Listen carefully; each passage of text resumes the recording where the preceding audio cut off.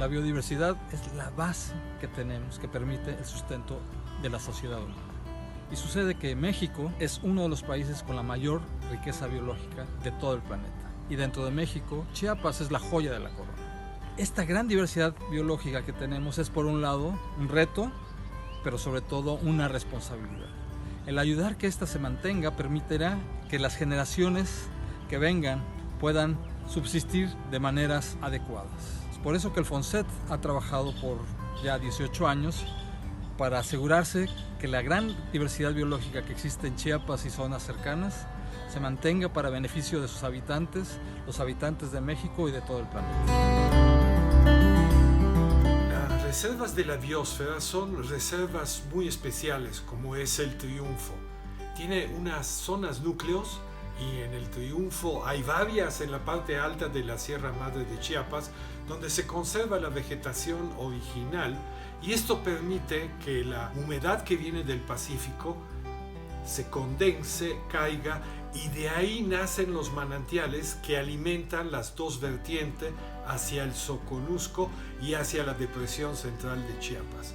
Alrededor de las zonas núcleos hay zonas de amortiguamientos, y ahí hay que trabajar con las personas, con la gente que ahí vive, para tener actividades sustentables.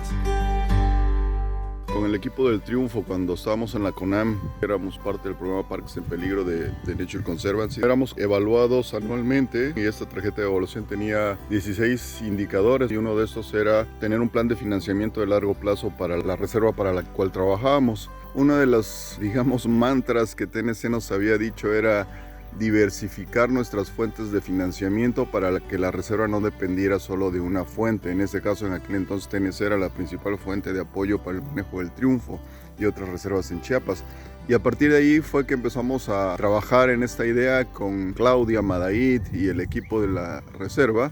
No todo el mundo nos hizo caso, algunos dijeron desde el principio, no, pues está muy chida la idea, pero es una locura. Pero algunos dijeron, no, sí, me parece. Entre ellos fueron TNC, Fondo Mexicano, y a partir de ahí invitamos a personajes claves como Alfredo, Fulvio, ONGs como IDESMAC, Pronatura, Fondo Mexicano, TNC, ¿verdad? En ese entonces Claudia ya se había ido del equipo de la reserva y la invitamos ya como persona, ¿verdad? Claudia Virgen. Entonces, bueno, así fue. Reforestar montañas, bosques, selvas, manglares, evitar la minería invasiva, incentivar los programas de educación ambiental como los que actualmente tenemos de retos para jóvenes, títeres para niños, evitar la invasión de tierras, mejorar la alimentación, la salud de las comunidades que rodean las reservas, reforzar la presencia en las comunidades generando lazos de confianza y colaboración. Y hoy sabemos que la solución de los problemas ambientales radica principalmente no en los gobiernos, no en las empresas, sino en las personas organizadas, que pueden, a partir de acuerdos en donde se pondere el bien común, poner en primera instancia el tema de conservación. En México, la mitad del territorio está en manos de pueblos y comunidades campesinas, de ejidos y bienes comunales. Así que la conservación es estratégica para ello. Solo podemos lograr la construcción de la sustentabilidad si ésta está basada en la organización social. Tengo nietos, tengo hijos, y yo quisiera que ellos puedan disfrutar también de la vida y disfrutar de la maravilla. Todo lo que recibimos, lo recibimos de la naturaleza, porque sin una naturaleza sana, sin una naturaleza viva como debe de estar, simplemente no tenemos futuro.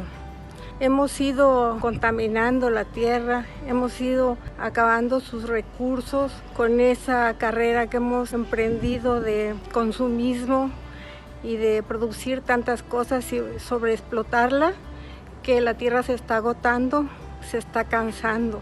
Es nuestro momento, estamos vivos y tenemos que hacer algo por mejorarla.